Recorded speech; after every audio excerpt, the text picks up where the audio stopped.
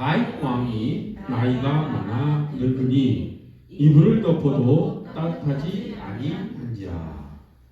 아멘. 우리가 신앙생활을 하면서 좀 어려움을 겪는 이유 중에 하나가 현실 가운데에서 하나님의 다스림을, 하나님의 일하심을 우리가 체감하지 못하기 때문에, 우리가 하나님의 손길을 우리가 눈으로 볼 수 없기 때문에 믿는 사람과 믿지 않은 사람 사이의 차이가 별로 없는 것 같아 보이고, 신앙이 실제적으로의 우리의 삶에 직접적인 영향을 끼치는 것 같지도 않고 하는 그런 마음에 때문에 우리가 신앙생활에 집중하기가 어렵지요. 한마디로 말해서 하나님께서 우리를 다스린다, 우리를 통치하신다라고 우리가 고백을 하지만 실제적으로 그 다스림과 통치가 어떻게 이루어지는지 우리가 실감하지 못하는 그런 시간들이 너무너무 많기 때문에 우리가 신앙생활 하는 것이 어려울 수 있다는 것이지요. 그런데 이제 열왕기라고 하는 이 성경을 보면 어떻게 시작이 됩니까? 오늘 본문을 보니까 이제 다윗 왕이 나이가 많아 이제 늙어 이제 왕위를 내려놓고 이제 죽는 그런 장면에서 시작이 됩니다. 그리고 나서 이제 자식들 간에 권력 투쟁이 일어나고, 그리고 이제 솔로몬이 왕이 되고, 그리고 또 솔로몬, 그렇게 하나님으로부터 큰 복을 받았던, 지혜를 얻었던 솔로몬도 말년에는 어떻게 됩니까?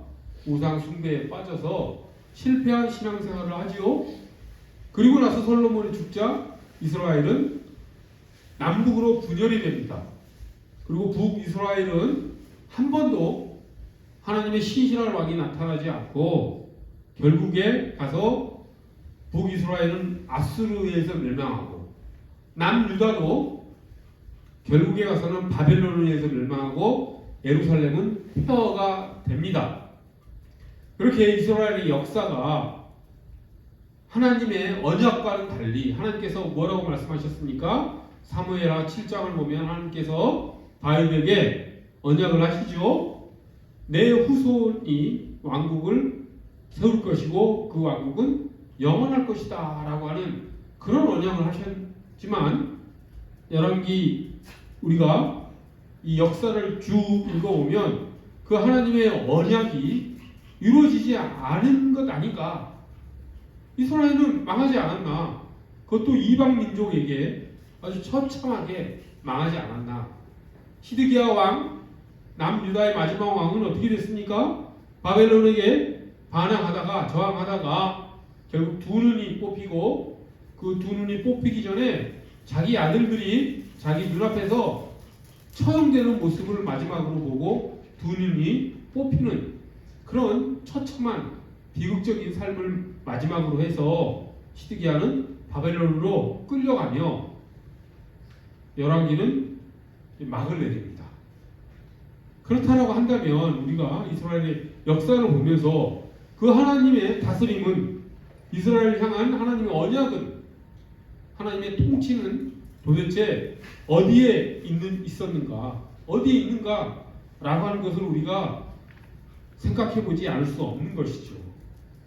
그리고 진정 하나님이 이스라엘을 이끌어 가셨는가, 인도하셨는가 라고 하는 그런 의문이 들지 않을 수 없는 것입니다. 하지만 우리는 그 가운데에서도 그런 인간의 역사, 하나님을 신실하게 믿지 못하고 하나님께 반항하며 반역했던 그 이스라엘의 역사, 그래서 북이스라엘은 한 번도 선한 왕이 나타나지 못할 정도로 그런 배역한 역사, 남유다에서도 제대로 된 선한 왕은 히스기야 왕이나 요시야 왕 정도, 그리고 몇몇 왕 정도밖에 없었고 나머지 왕들은 다 하나님께 신실하지 못했던 그런 역사를 가지고 있는 그 이스라엘의 역사 가운데 하나님께서는 일하고 계셨음을 우리는 읽을 수, 믿음의 눈으로 볼 수 있어야 된다라고 하는 것이죠. 열왕기를 쓴 저자는 우리에게 그것을 우리가 바라보기를 원합니다. 이스라엘의 그 비극적인 그런 역사 속에서도 그 배역한 왕들의 그런 행위 가운데에서도 하나님은 신실하게 일하고 계셨다. 인간의 불순한 동기, 욕망 가운데에서도 하나님은 이스라엘을 통치하고 계셨다라고 하는 것을 우리가 바라보고 그 하나님의 손길에 우리의 모든 것을 맡길 수 있는 그런 우리들이 되도록 하나님께서는 원하신다라고 하는 것을 열왕기 역사를 통해서 우리가 알기를 원하신다라고 하는 것이죠. 하나님께서는 그것을 가장 밝히 드러내는 사람이 누구였냐 하냐면 다윗이었습니다. 근데 우리가 다윗의 삶을 쭉 살펴보면 놀랄 만한 하나의 특징이 있죠. 그것이 무엇이냐면 다윗은 한 번도 기적, 초자연적인 그런 현상을 경험하지 못합니다. 다윗도 현재를 살아가는 우리와 마찬가지로 현실의 삶 속에서 하나님을 믿음의 눈으로 바라보며 만났던 것이지 다윗이 어떤 기적적인 초자연적인 그런 현상을 보고 하나님을 만나 다윗이 믿음을 키워갔던 것이 아니라고 하는 것입니다. 다윗의 삶과 오늘을 사는 우리의 삶은 그 부분에 있어서는 동일합니다. 현실에 뿌리박은 다윗은 믿음을 가지고 있었던 것이고 그렇게 초자연적이고 초현실적인 현상이 없었다 하더라도 다윗은 하나님을 믿으며 나아가는 삶을 살았다라고 하는 것. 그렇기 때문에 다윗이 또한 실수도 많았다라고 하는 것. 믿음의 눈으로 하나님의 다스림을 바라보지 못했을 때 다윗은 실수할 수밖에 없었던 연약한 인간이었다라고 하는 것을 우리가 또한 열왕기를 통해서 확인해 볼 수 있습니다. 열왕기상 1장도 그렇게 시작이 됩니다. 다윗이 나이가 많아 늙음에 이제 다윗이 나이가 들어서 나라를 다스리는 데 있어서 열정도 사라지고 자식들을 이렇게 올바르게 교육하고자 하는 마음도 그렇게 크지 않았습니다. 이상하게도 다윗은 자식 교육에 성공하지 못했지요. 그럴 수밖에 없는 것이 연약한 다윗. 우리가 이제 말씀드렸지만 다윗이 한계를 가진 인간으로서 하나님을 가슴속에 가득 품었을 때는 하나님의 말씀에 순종하며 그런 성공적인 신앙의 삶을 살았지만 또 그 한계로 인해서 하나님을 잊었을 때는 또 실수도 잘못도 많이 했던 인물이라는 것도 우리가 알고 있지 않았습니까? 근데 다윗의 말년에도 하나님을 가슴에 가득 품지 못하는 그런 시간들이었던 것 같습니다. 그리고 자식 교육에 있어서는 말년뿐만 아니라 다윗 삶에 있어서 생애에 있어서 실패했던 것 같습니다. 좀 이해할 수 있는 것이 다윗은 참으로 바빴죠. 젊었을 때는 사울에게 쫓기기 전에는 전쟁터에 나가서 외적을 물리치기에 바빴고 또 사울에게 쫓기는 10여 년의 기간 동안에도 언제 자식들을 살갑게 이렇게 키울 그런 여유가 있었겠습니까? 블레셋에 가서 자기 목숨을 구걸하는 그런 처지까지 빠졌던 다윗이기 때문에 자식들을 그렇게 살갑게 키우지 못했겠죠. 또 왕이 되서는 어떻겠습니까? 통치에 관련된 일들이 얼마나 복잡하겠습니까? 외교, 전쟁, 행정 할 일이 얼마나 많겠습니까? 당연히 자식 교육에 소홀히 할 수밖에 없는 그런 환경이었다라는 것을 우리가 바라보면 그럴 수 있었겠구나. 하지만 그럼에도 불구하고 다윗은 자식 교육에 실패한 것은 변명할 여지가 없습니다. 첫째 아들 암몬은 어떻게 됐습니까? 다윗에게는 아내가 한 9명 정도 됩니다. 그 이후에도 또 다른 첩들이 또 수십 명이 있었죠. 그리고 아들들만 한 19명이 있었습니다. 성경에 나오는 다윗의 아들들이 19명이 있었는데 그 중에 첫째 아들이 암논이라고 하는 아들인데 그 아들은 배달은 자기 여동생 다말을 강간하죠. 그래서 그 다말의 친오빠 압살롬에 의해서 암논이 죽습니다. 그걸 바라보는 다윗의 마음은 어떻겠습니까? 자기의 맏아들이 그렇게 자기 동생에 의해서 죽는 모습. 그리고 압살롬은 또 나중에 어떻게 됩니까? 압살롬은 아버지를 배반하고 반란을 느껴서 아버지를 죽이겠다고 이렇게 반역을 또 하지 않습니까? 그래서 또 압살롬도 그 반역 가운데에서 다윗의 오른팔인 요압 장군에 의해서 죽습니다. 암논도 죽고 그리고 셋째 아들 압살롬도 반역하다가 죽고 둘째 아들 엘리압은 성경에 명확하게 나오지 않지만 일찍 죽은 걸로 나와 있습니다. 그렇게 그 첫째 아들 암논, 그 다음에 셋째 아들 압살롬만 놓고 보더라도 다윗이 얼마나 자식 교육에 실패했는지를 우리가 확연하게 알 수 있죠. 그런 다윗이 지금 이제 나이가 들어서 이제 더 이상 열정도 없고 나라를 통치할 어떤 정열도 없고 그런 상황 속에서 이제 1절을 보니 이불을 덮어도 따뜻하지 아니한지라 라고 하는 이 말을 통해서 이제 다윗이 이제 노화의 이제 끝을 가고 결국 죽게 될 것이다 라고 하는 것을 우리가 짐작할 수 있죠. 그러면 다윗이 해야 될 일이 무엇이겠습니까? 왕국에 있어서 권력을 가진 자는 무엇보다 중요한 일들 중에 하나가 뭐냐면 후계자를 정하고 그 후계 구도를 명확하게 해서 권력을 안정시키는 것이 대단히 중요합니다. 그렇기 때문에 우리나라 역사를 보더라도 역대 왕들은 항상 세자를 책봉을 하지요. 그리고 세자에게 제왕의 교육을 시키고 나라를 통치하는 법을 가르치는 그런 제왕 수업을 어렸을 때부터 하지 않습니까? 그런데 다윗은 그 일에 소홀했습니다. 후계 구도를 명확하게 하지 않았죠. 후계자를 일찍 양성해서 그에게 제왕 교육을 시키지도 않았습니다. 그러니 당연히 다윗 왕국, 이제 북이스라엘과 남유다가 이제 통일되어서 통치되는 그런 시대였죠. 그 때 어떤 일이 벌어지겠습니까?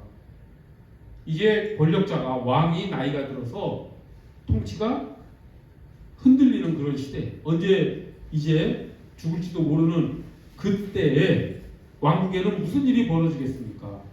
당연히 이제 권력을 두고 이제 다툼이 일어나겠지요. 그래서 실제로 다툼이 일어납니다. 그 이유가 무엇이라고 했습니까? 다윗의 태만에 있었다라고 하는 것. 그렇게 열정적으로 살던 다윗이 이 말년에는 그 왕국을 안정시키는 그런 후계 구도를 명확하게 하지 않았다라고 하는 그런 제왕으로서 해야 될 일을 제대로 하지 않은 그런 태만함 때문에 이런 권력 다툼은 일어날 수밖에 없었다라고 하는 것이죠. 그래서 보십시오. 5절 보십시오. 거기 이제 열왕기상 1장 5절에 보면 이제 반역이 일어나죠. 한 5절 제가 봉독해 드립니다. 그때 학기스의 아들 아도니아가 스스로 높여서 이르기를 내가 왕이 되리라 하고 자기를 위하여 병거와 기병과 호위병 50명을 준비하니. 자, 다윗의 아들 중에서 아도니아라고 하는 아들이 지금 자기가 왕이 되겠다고, 스스로 왕이 되겠다고 지금 나서고 있는 모습이 보입니다. 그런데 이 핫깃의 아들 아도니아, 핫깃은 이제 다윗의 아내 중에 한 명이지요. 그리고 아도니아는 19명의 다윗의 아들 중에서 살아있는 다윗의 아들 중에서 나이가 가장 많은 아들이었습니다.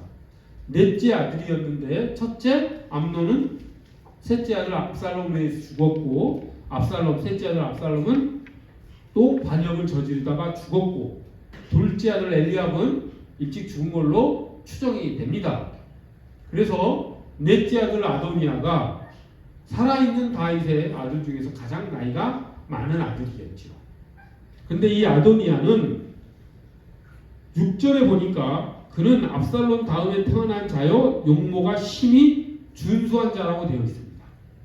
그러니까 외모가 빼어나고 아주 잘난 그런 아들이었던 것이죠. 그런데 여기에서 또 다윗의 실수를 또 볼 수 있습니다. 그런 아들이었는데 다윗이 그 6절에 보니까 그의 아버지가 다윗이죠. 너희가 어찌하여 그리하였느냐 라고 다윗이 아도니아를 한 번도 훈계하지 않았다라고 하는 것이죠. 싫은 소리를 하지 않았다라고 하는 것입니다. 교육을 제대로 하지 않았다라고 하는 것이죠. 압살롬에게 그렇게 반역당하고 나서 자식 교육에 더 소홀히 했던 것 같습니다. 자식으로부터 원망을 듣기도 싫었을 것이라는 생각이 듭니다. 그래서 내가 어찌하여 그리하였느냐 라고 하는 말로 한 번도 아도니아를 섭섭하게 하지 않았다 라고 하는 서술이 6절에 되어 있지요. 그러니 아도니아는 자신이 스스로 잘난 줄 알고 아버지에게 한 번도 따끔하게 혼난 적도 없고 하니 아버지의 힘이 약해지자 자기가 나이도 제일 많고 하니 스스로 왕이 되겠다라고 하는 그런 생각이 당연히 들 수 있습니다. 그래서 병거, 오늘날로 치면 탱크죠. 전차죠, 전차. 병거와 기병을 이렇게 세우고 그리고 호위병까지 두면서 이제 왕이 되고자 하는 그런 모습을 확연하게 보여주죠. 게다가 우리 또 보니 7절에 보니 아도니아가 스루야의 아들 요압과 제사장 아비아달과 모의했다라고 되어 있습니다. 스루야의 아들 요압이 누굽니까? 스루야는 다윗의 누이죠. 누이, 여동생입니다. 그러니까 다윗의 조카이죠. 그리고 요압은 그 광야 시절부터 다윗이 사울에 쫓기던 그 광야 시절부터 함께했던 정말 피를 나눈 고난을 함께했던 그런 동료이기도 했습니다. 그리고 다윗 왕국의 총 군사령관의 지위에 있었던 사람이지요. 그런 요압 장군이 지금 아도니아 편을 들고 있습니다. 아비아달은 또 누구입니까? 대제사장이죠. 이 아비아달도 다윗이 광야에서 사해령이 쫓기던 그 고난의 시절에 함께했던 제사장입니다. 왕국의 첫째가는 제사장이었던 것이죠. 그러니 총사령관 요압과 또 대제사장 아비아달이 이 아도니아의 편을 들어서 아도니아를 왕으로 이제 추대하려고 하니 이 아도니아가 어떻겠습니까? 이제 왕이 다 된 줄로 알았겠지요. 그리고 거기 또 보니 9절에 보니 이 아도니아가 이제 자기의 그 정적, 그러니까 왕권을 가지고 서로 다툴 수 있는 가능성이 있는 아들, 그 아들이 누구였냐면 솔로몬이었습니다. 솔로몬은 10째 아들이었죠. 밧세바의 아들이었는데 다윗은 이미 밧세바에게 내가 솔로몬에게 왕위를 물려주겠다라고 약속을 한 적이 있었습니다. 근데 그것을 공포하지는 않았었죠. 이제 밧세바에게 약속하고 과거에 약속을 해놓고 그것을 현재 책임있게 그것을 온 나라에 공포하지는 않은 상태에 있었던 것이죠. 그래서 아도니아는 이제 자기 편 요압과 아비아달 그리고 솔로몬을 뺀 다른 다윗의 아들들, 다 아도니아의 동생들이죠. 그들을 다 초청을 해서 예루살렘 가까운 곳에서 잔치를 베풉니다. 그리고 거기에서 소와 양을 잡고 파티를 하면서 잔치를 하면서 이제 거기에 모인 사람들이 아도니아에게 이스라엘의 왕이요 만세수를 하옵소서라고 하는 그런 환호를 받습니다. 즉 이제 본격적으로 아도니아는 왕이 될 준비를 다 갖춘 것이죠.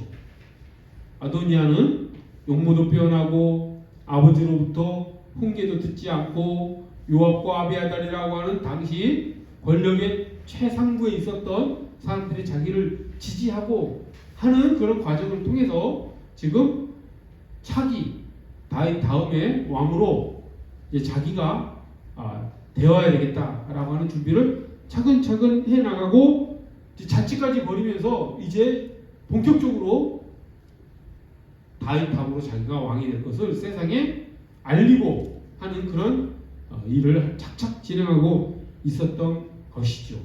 그리고 의도적으로 자신의 권력에 방해가 되는 솔로몬은 그 잔치에 초대하지 않습니다. 그리고 또 당시 대제사장이 아비아달만 있는 것이 아니라 사독이라고 하는 제사장도 있었습니다. 근데 사독도 초대하지 않습니다. 그리고 나단 선지자가 있었죠. 나단 선지자는 그 다윗이 밧세바를 범하고 자기의 죄를 회개하지 않고 뻔뻔스럽게 지내고 있을 때 다윗을 찾아가서 다윗에게 하나님 말씀을 전해서 다윗을 회개하게 했던 선지자가 나단이었습니다. 그런데 이 나단도 초대하지 않습니다. 명확하게 아도니아는 자기 편과 자기 편이 아닌 편을 갈라놓고 자기 편들만 모아놓고 지금 왕위를 자신이 차지하기 위해서 계획을 꾸미고 있었던 것이죠. 근데 여기서 잠깐 그럼 선지자는 뭐고 제사장은 무언가 라고 하는 것을 잠깐 설명해 드리겠습니다. 지금 제사장은 아비아달 그리고 사독이 있었죠. 그러니까 제사장은 아비아달은 아도니아 편, 사독은 솔로몬 편 이렇게 나뉘어 있었는데 선지자는 아도니아 쪽에 한 명도 없었습니다.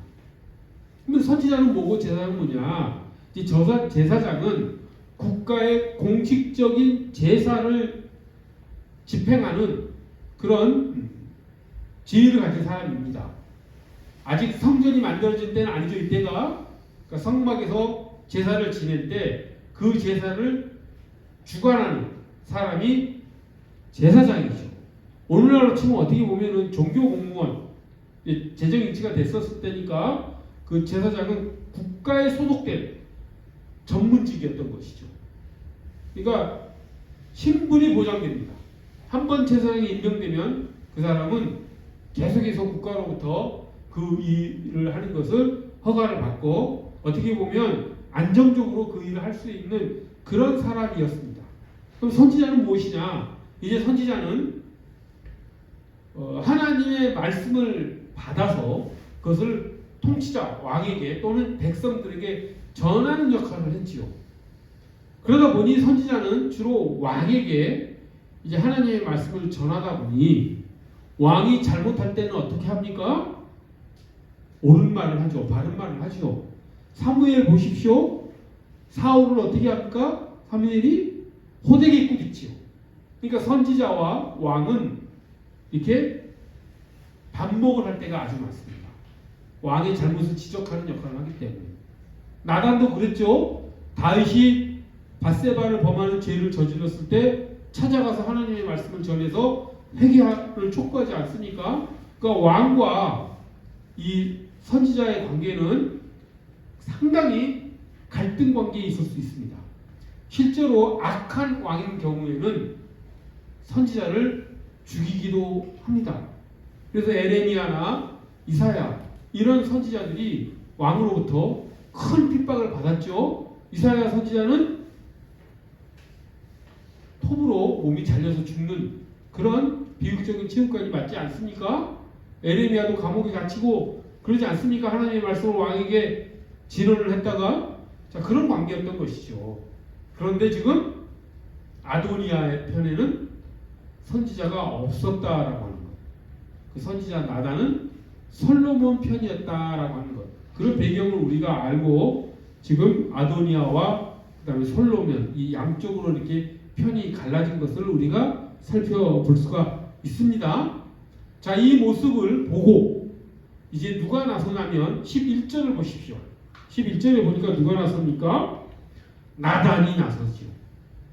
이제 나단은 하나님의 말씀을 받아서 그것을 왕에게 또는 백성들에게 전하는 역할을 했던 사람입니다. 때문에 나단은 영적인 눈으로 바라봤을 때 아도니아의 이 행위가 왕이 되고자 하는 이 행위가 어떻게 보이겠습니까? 무도하게 보이겠지요. 그럴 수밖에 없는 것이 이스라엘은 왕이 되기 위해서는 인간이 그 왕을 책봉하는 것이 아닙니다. 사울이나 그 전에 사사시대 때 그 사사들도 임명이 어떻게 됐습니까? 다 하나님이 임명을 했지요. 다윗도 어떻게 임명이 됐습니까? 하나님이 임명하셨죠. 선지자가 기름을 부어서 기름을 붓는다는 게 이제 왕으로 임명된다는 것이고 하나님으로부터 왕권을 받은 것을 상징적으로 보여주는 것인데 사울도 사무엘에게 기름 부음을 받았고 다윗도 사무엘에게 기름 부음을 받았죠. 그 이전 사사시대 기드온, 입다, 기타, 온니엘 등등등 다 기름 부음을 받아서 하나님으로부터 임명을 받아서 나라의 지도자가 되었고 왕이 되었는데 지금 아도니아는 어떻습니까? 그런 기름 부음을 받지 않고 스스로 왕이 되었다라고 하지 않습니까? 그러니 나단이 진짜 선지자였다라고 한다면 이것은 아니다. 아도니아는 지금 무도한 짓을 하고 있다라고 하는 것을 당연히 깨달았겠죠. 그럼 어떻게 해야 되겠습니까? 그냥 아도니아가 지금 무도한 짓을 벌이고 있구나, 반역을 하고 있구나 라고 하는 것을 바라만 보고 있으면 되겠습니까? 선지자로서 해야 될 일이 아니죠. 종교는 관념적인 것만이 아닙니다. 행동으로 옮겨야 되겠죠. 그래서 나단은 행동에 나섭니다. 이제 아도니아의 반역 행위를 진압을 해야 되죠. 그래서 나단이 선지자 나단이 행동에 나서는 모습이 11절에 나와 있습니다. 그래서 이제 다윗의 마음을 빨리 확정시키는 게 제일 중요하겠지요. 다윗이 아도니아를 폐위시키고 솔로몬을 왕으로 이제 차기 왕으로 옹립하면 되겠지요. 그래서 나단이 그 일을 착수해 갑니다. 그래서 밧세바를 찾아가죠. 나단이. 그래서 나단이 밧세바를 찾아가서 밧세바는 솔로몬의 이제 생모입니다. 친엄마입니다. 그래서 밧세바에게 찾아가서 밧세바가 다윗에게 찾아가라고 합니다. 그리고 밧세바가 그 다윗이 예전에 밧세바에게 했던 약속, 즉 솔로몬을 왕으로 세우고 차기 왕으로 세우겠다라고 했던 약속을 상기시키고 그것을 책임감 있게 세상에 공포하시라라고 하는 그런 얘기를 다윗에게 하라고 다윗이 밧세바에게 얘기를 합니다. 밧세바도 당연히 그렇게 하겠죠. 만약에 아도니아가 왕이 되면 어떻게 되겠습니까? 솔로몬은 아마 최소 유배를 하든지 거의 아마 죽을 것입니다. 고대나 우리나라도 마찬가지이지 않았습니까? 조선시대 때 그 왕자들의 난이 얼마나 많이 일어났습니까? 이때도 마찬가지죠. 그래서 밧세바는 자신의 목숨과 솔로몬의 목숨을 위해서라도 빨리 다윗에게 찾아가서 아도니아의 반역 행위를 진압할 필요가 있었겠지요. 그래서 밧세바가 다윗에게 찾아갑니다. 그리고 다윗이 했던 약속을 상기시키지요. 그리고 있는 와중에 또 나단이 찾아갑니다. 그리고 나단이 다윗에게 질문합니다. 지금 아도니아가 스스로를 왕으로 칭하고 있는데 언제 제가 모르게 다윗 왕께서 아도니아를 왕으로 세우셨습니까? 라고 질문을 하면서 다윗 왕이 차기 왕을 세우는 데 있어서 아무런 책임도 가지지 않은 것을 간접적으로 지적하면서 다윗에게 솔로몬을 차기 왕으로 세울 것을 촉구를 하지요. 그래서 다윗이 판단하기에도 자기가 아도니아를 왕으로 차기 왕으로 세운 적이 없는데 스스로 왕이 되고자 하는 그런 모습들은 무도한 일이라는 그런 판단을 했겠지요.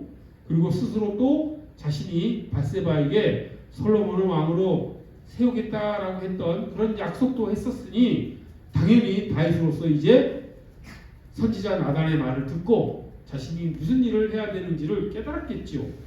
그래서 다윗이 행동에 나섭니다.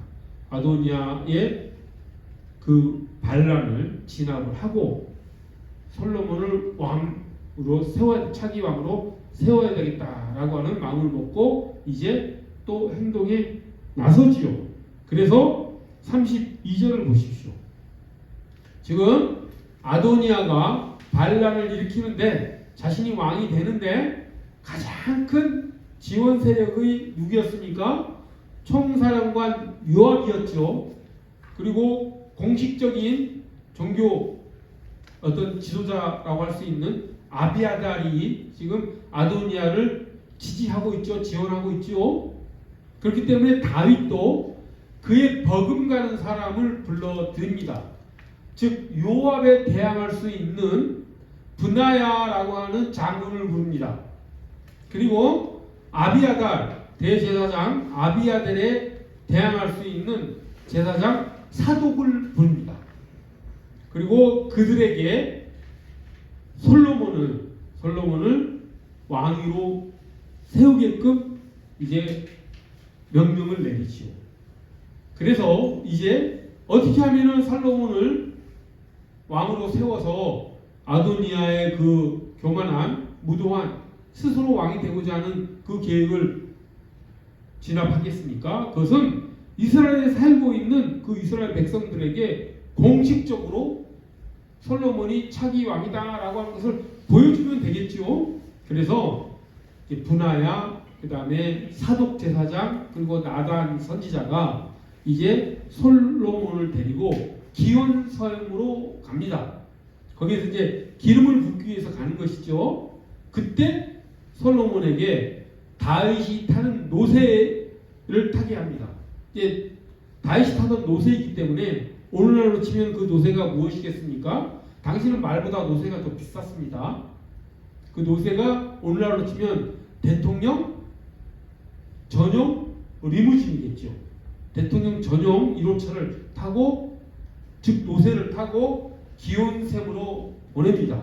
거기에서 나단과 사독이 제사장 사독과 선지자 나단이 기름을 붓고 온 백성이 보는 앞에서 솔로몬이 이제 왕이다라고 하는 것을 공식적으로 선포를 하죠.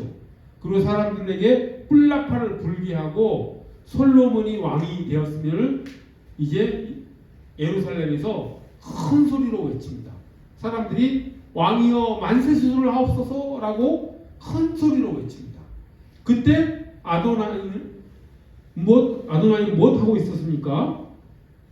거기에서 그 기온샘에서 지금 솔로몬을 왕 즉위식이겠죠. 대관식이겠죠. 그 행사를 하고 있었을 때 약 500~600m 떨어진 아도나이 그 집에서 잔치를 벌이고 있지 않았습니까? 그런데 한 500~600m 떨어져 있는 거리이다 보니까 솔로몬이 그 대관식 왕 즉위식을 하고 있는 소리, 불나파를 불고 백성들이 환호하고 하는 소리가 당연히 아도나이에게도 어떻게 될까요? 들리겠지요. 아도니아죠. 아도나이가 아니라 아도니아가 그 소리를 당연히 듣겠지요. 거리가 한 5, 600m 정도밖에 떨어져 있지 않으니. 그래서 아도니아가 이게 무슨 소리냐 라고 하는 그런 질문을 합니다. 저기 기온샘 쪽에서 무슨 소리가 이렇게 나느냐 라고 하는 그런 질문을 하자 요나단이라고 하는 청년이 아도니아를 찾아옵니다. 요나단이라고 하는 청년은 제사장 아비아달은 아까도 말씀드렸지만 아도니아를 왕으로 옹립하는 제사장이었죠. 그 아비아달의 아들이었습니다. 근데 그 요나단이 찾아와서 자초지종을 이야기를 하지요. 이러저러 해서 지금 백성들이 솔로몬을 왕으로 세웠습니다. 다윗의 노새까지 내어주고 나단과 사독 제사장이 기름까지 부었습니다. 이제 온 이스라엘 백성들이 솔로몬이 왕이 되었음을 다 알게 되었습니다. 라고 요나단이 아도니아에게 소식을 전하죠. 거기에서 이제 그 얘기를 들은 잔치에 참여했던 사람들이 대세가 솔로몬에게 넘어갔다라고 하는 것을 알고 어떻게 하겠습니까? 권력을 쫓던 사람들은 그 권력의 향방을 누구보다도 빠르게 눈치를 챕니다. 그래서 권력이 기울었다 싶으면 마치 난파를 앞둔 배에 있던 쥐들이 그 배를 다 빠져나가듯이 싹 빠져나가죠. 그래서 잔치에 참여했던 사람들이 다 슬금슬금 눈치를 보고 아도니아를 떠나 다 가버립니다. 그럼 이제 아도니아는 어떻게 되겠습니까? 스스로 왕이 되려다가 지금 자기 편이 하나도 남아있지 않으니 아도니아에게 남는 것은 무엇이겠습니까? 죽음밖에 없죠. 그래서 아도니아가 어떻게 하냐면 성막에 있는 제단 뿔을 가서 잡습니다. 이 제단 뿔을 잡으면은 이제 그 사람을 처형하지 않는다라고 하는 그런 율법이 있었죠. 근데 그것은 이제 고의범이나 반역죄에 해당하는 죄는 해당하지 않고 이제 과실치사범, 실수로 사람을 죽인 자가 그 제단을 찾아가서 제단에 있는 이렇게 사방에 이렇게 있는 그 뿔을 이렇게 딱 잡고 있으면은 그 사람을 처형하지 못하게 하는 그런 율법이 있었는데 그것을 믿고 아도나이가 제단에 뿔을 잡고 살려주세요라고 솔로몬에게 빌지요. 구걸하는 거죠. 목숨을. 그랬을 때 이제 솔로몬이 일단은 아도니아를 죽이진 않습니다. 내가 선한 일을 한다면 너를 죽이지 않을 것이다. 악한 일을 했을 때는 죽을 것이다 라고 하면서 아도니아를 집으로 보냅니다. 그리고 이제 요압과 아비아달도 이제 처리해야 되겠죠. 그런데 이제 아비아달은 유배를 보냅니다. 그리고 요압은 죽입니다. 분하를 통해서 요압은 제거할 수밖에 없죠. 가장 큰 군사 권력을 가지고 있기 때문에 그래서 분하를 통해서 요압은 제거하고 그래서 솔로몬이 이제 정적들을 다 제거하고 차기 다윗 다음에 왕이 되었다라고 하는 것이 지금 열왕기상 1장의 내용입니다. 자, 이 이야기를 들으니까 우리가 어떤 생각이 듭니까? 과연 그 가운데에서 이런 이스라엘의 역사가 진행되는 과정에서 우리가 무엇을 볼 수 있습니까? 인간의 기초적인 욕망들이 서로 부딪히는 모습을 볼 수 있죠. 하나님의 선택된 백성이라고 하는 또 하나님의 언약 백성이라고 하는 이스라엘에서도 세상 나라와 똑같은 일들이 벌어지고 있구나 라고 하는 것을 우리가 확인할 수 있죠. 우리나라 고려시대, 고구려시대, 삼국시대 역사나 이스라엘 역사나 별반 다를 게 없구나. 권력 다툼은 일어나고 왕이 제대로 일을 못했을 때는 이런 일들이 벌어지는구나. 이때 과연 하나님은 어떻게 이스라엘을 통치하셨나 라고 하는 것을 우리가 의문을 가지고 이 이야기를, 이 내러티브를 우리가 바라볼 수밖에 없죠. 하지만 그 가운데에서도, 다윗의 그 태만함 가운데에서도 아도나이의 그 욕망, 아도니아의 그 욕망 속에서도, 그 다음에 솔로몬의 그 행위 속에서도, 요압과 브나야와 아비아달과 사독의 그런 여러 복잡한 동기들과 그런 욕망들 속에서도 하나님은 결국 그 모든 것들을 조정하시고 이스라엘 역사를 하나님께서 인도하시는 방향으로 이끌어 가시는구나. 그래서 솔로몬을 하나님의 뜻대로 차기 왕으로 세우시는구나. 물론 솔로몬이 나중에 하나님의 뜻에 순종하지 못해서 믿음의 길을 가지 못했지만 어찌되었든 하나님의 뜻은 이루어져 가고 있구나. 하나님의 뜻은 이루어져 가고 인간은 또 그 가운데에서 때로는 순종하고 때로는 불순종하면서 어찌되었든 이스라엘 역사는 진행되고 있구나. 이렇게 진행되는 이스라엘 역사 속에서 하나님의 손길은 여전히 작동하고 있구나 라고 하는 것을 우리가 볼 수 있다라고 하는 것이죠. 열왕기의 저자는 그것을 우리가 알기를 원한다라고 하는 것입니다. 이스라엘 역사가 아무리 복잡하고 그저 인간의 어떤 기본적인 어떤 욕망들로 이루어지는 그런 역사 같아도 그 가운데 그 밑바탕에 그 배후에 도도히 흐르는 하나님의 손길이 있구나. 그 가운데 하나님의 섭리가 있고 하나님의 계획이 있고 하나님의 만지심이 있고 하나님의 다스림이 있구나. 하나님의 일하심이 있구나 라고 하는 것을 열왕기 저자는 우리가 알기를 원한다라고 하는 것이죠. 그것은 또 무엇입니까?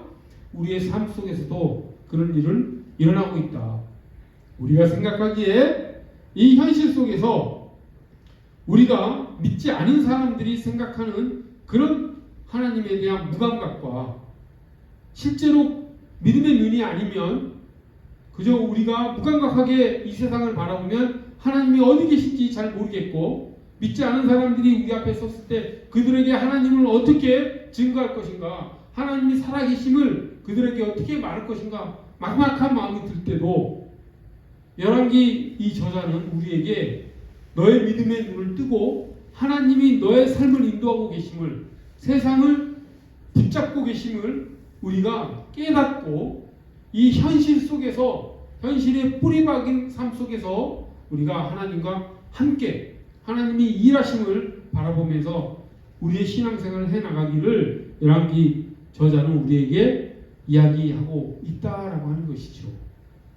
이게 대단히 신앙생활에서 어려운 일입니다. 현실을 바라봤을 때 과연 하나님은 어떻게 일하시는가? 열왕기를 보더라도, 오늘 1장 내용을 쭉 살펴보더라도 믿음의 눈이 없으면 그저 일반 역사와 똑같이 작동하고 있는 이 이스라엘 역사를 바라보면서 하나님이 도대체 뭘 하시는가 라고 그렇게 냉담하게 이스라엘 역사를 바라볼 수 있습니다. 하지만 믿음의 눈을 가지고 바라보면 그렇게 복잡 단안해 보이는 이스라엘 역사 속에서 하나님이 일하고 계셨구나, 하나님이 통치하고 계셨구나 라고 하는 것을 깨달을 수 있다라고 하는 것이죠. 오늘 살고 있는 우리도 우리의 삶 가운데 하나님께서 우리를 이끌어가고 계신다라고 하는 것, 그것을 우리가 믿음의 눈으로 바라보고 그 하나님의 일하심 속에 우리가 참여하기를 하나님께서는 원하신다라고 하는 것이죠. 이것이 대단히 어려운 신앙생활입니다. 기적이 일어나지 않기 때문이죠. 초자연적인 현상이 우리 삶 가운데 잘 일어나지 않기 때문입니다.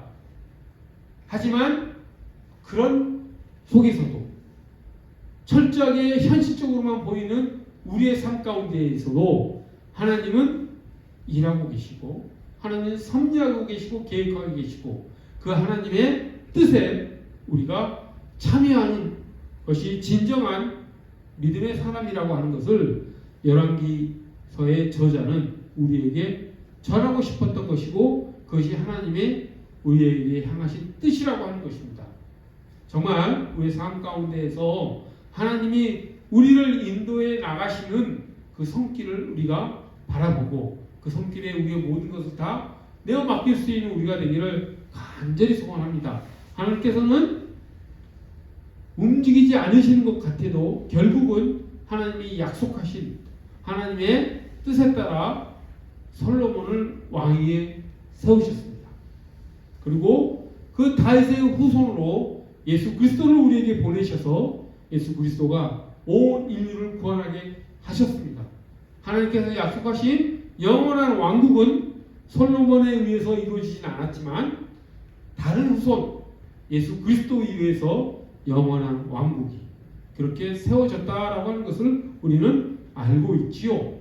그렇기 때문에 우리 삶 가운데에서도 그런 예수 그리스도께서 이루어주신 그 구원의 삶에 우리가 참여해 나아가는 그 삶 가운데에서 살아 나아가는 우리 모두가 되기를 간절히 소원합니다.